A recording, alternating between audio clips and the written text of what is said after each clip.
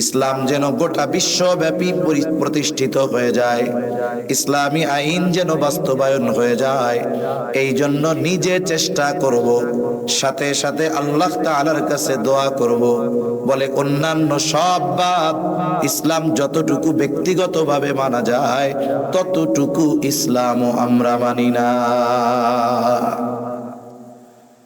এরপরে নবীজি বলেন, ওয়ালা ইয়াবকা মিনাল কুরআনি ইল্লা রাসমুহু। কোরআন শুধু লেখায় থাকবে, বাস্তবে থাকবে না। আমরা অনেকে মনে করি কোরআন শুধু তিলাওয়াতের কিতাব। না না, কোরআন হলো হুদাল লিল মুত্তাকিন, মুত্তাকিনদের জন্য পথ প্রদর্শক। এটা প্রকৃত ঈমানদার যারা, তাদের জন্য সংবিধান। এখন তো বাস্তব জীবনে আমলে কোরআন নাই, কোরআনের আইন নাই। একটা সময় তো কমপক্ষে তিলাওয়াত ছিল, এখন তো কোরআনের তিলাওয়াতও নাই। আমরা ছোটবেলায় গ্রামের মধ্যে দেখছি, ওই সময়টাতে বাড়িতে কারেন্ট ছিল না, মোবাইল ছিল না, টেলিভিশন, ইন্টারনেট ছিল না। মানুষেরা এশার নামাজের পর পর তাড়াতাড়ি ঘুমায়া যাইত। সুবহ সাদিকের অনেক আগে ঘুম ভেঙে যাইত। ঘুম থেকে উঠে আগে নারীরা উঠান বাড়ি ঝাড়ু দিয়ে কমপ্লিট করে ফেলতো।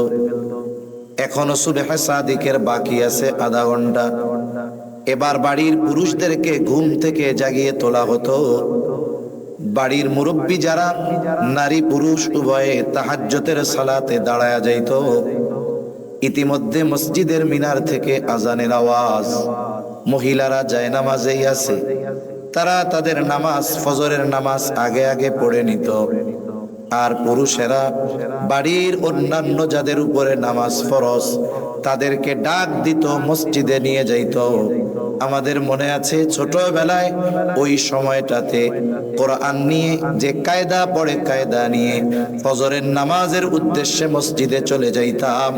আর নামাজের পরে দীর্ঘ সময় মক্তবে পড়ে এরপরে বাড়িতে ফিরতাম।